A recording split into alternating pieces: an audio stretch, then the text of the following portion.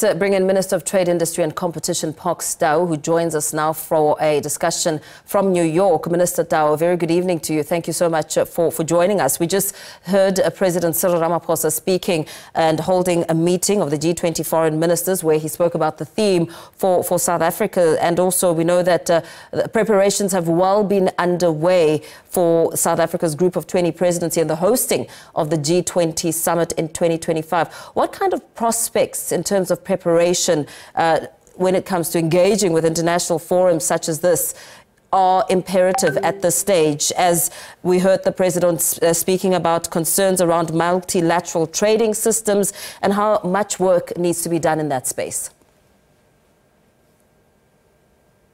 Thank you very much, Mpo, and good evening. I think that the G20 is an opportunity for South Africa and Africa to integrate more into the global trading systems and contribute towards development of our own industrial programs as a continent and South Africa's reindustrialization efforts in particular. We're hosting and president of the G20 in the next cycle, which starts in November this year, which gives us the opportunity to be the site of activity with regards to global trading systems and the role of the G20. In particular, when you look at the World Trade Organization, it is an opportunity to also strengthen the governance of trading systems in the World Trade Organization, and we have been contributing actively to those discussions in the World Trade Organization.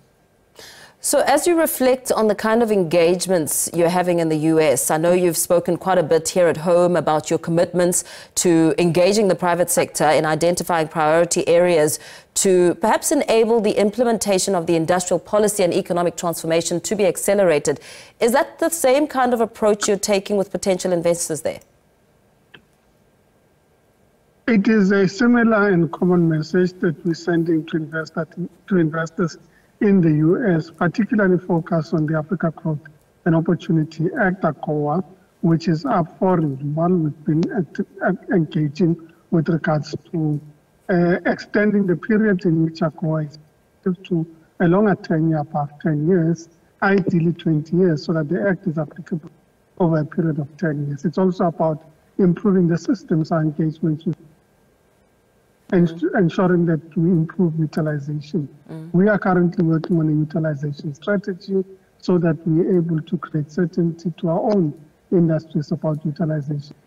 AGOA, and ensuring that our own enterprises are able to take full advantage of the opportunities that it provides. So it's both AGOA, but it's also attracting specific investors. We've been engaging with investors. We had a session that's focused on critical minerals and the opportunity that provides, led by the President, to engage successfully with enterprises in the US and including the administration in the US, who have been part of the discussions that we're having.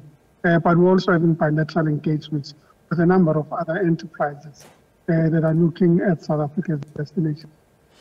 And some of them require us to address that. Pardon the interruption. We heard President Ramaphosa emphasizing the importance of critical minerals sector in driving global economic growth and sustainability. And he spoke quite a bit about the importance of collaboration with other countries. What strategies will be executed to develop the potential of South Africa's critical mineral sector?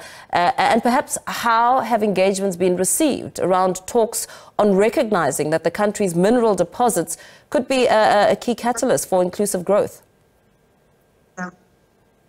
There has been great reception to our message with regards to critical minerals as an important component of our industrialization effort and strategy in the country. Our reality is that we need to, like the rest of the world, decarbonize certain and critical value chains in our industrial base as a country to ensure long-term competitiveness of our exporters and our industry. We need to contribute towards reducing greenhouse gas emissions as a country. So we've developed the policies to be. Our advantage is that we have an abundance of natural resources, and some of these are part of the critical minerals we are required for the decarbonization effort. And the message we've been sending is the importance of ensuring that manufacturing happens at source or closest to source as possible.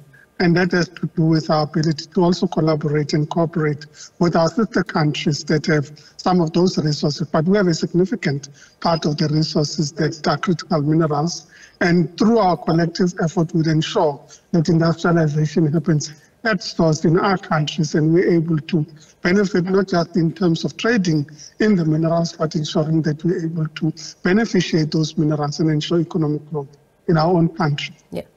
You touched a little bit about how you've developed policies. So as you try and sell South Africa to potential investors on the global stage, we know that South Africa has often been hailed for coming up with impressive policies to reignite the economy, but equally criticized for failing to implement them to transform one of Africa's largest and most industrialized economies. How will this loophole be bridged? One of the great successes has been the extent to which we've been working with the private sector in terms of structural reforms in the South African economy. And we're beginning to see the benefits of that collaboration.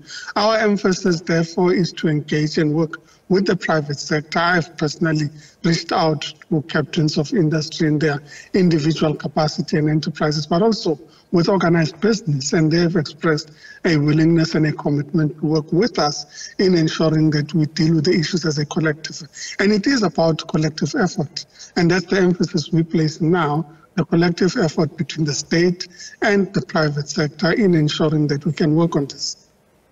And before we let you go, Minister, what more is there to look forward to in terms of engagements and interactions as you hopefully leave there? I mean, the President made mention quite a few times how he could smell money at the New York Stock Exchange, and that he wants to bring some of it home.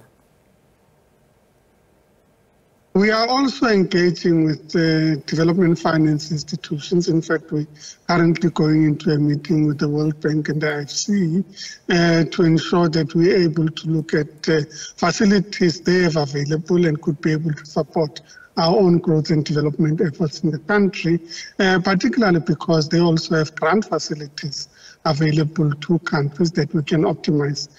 So that is also part of our effort to identify and engage with international development finance institutions and private sector companies that have expressed interest. We've had companies from across the world that have reached out and said, we want to contribute to the state's agenda in terms of what it drives from an infrastructure point of view and create the necessary facilities that would support us. So that's, I think, a positive messaging that we're getting in terms of appetite to come into the country and to expand the exposure in South Africa. But we're also going to the Sasol plant in Lake Charles, particularly as we are facing the gas cliff that we have in the country and Sasol's commitment to actively participate in the gas initiatives in our country.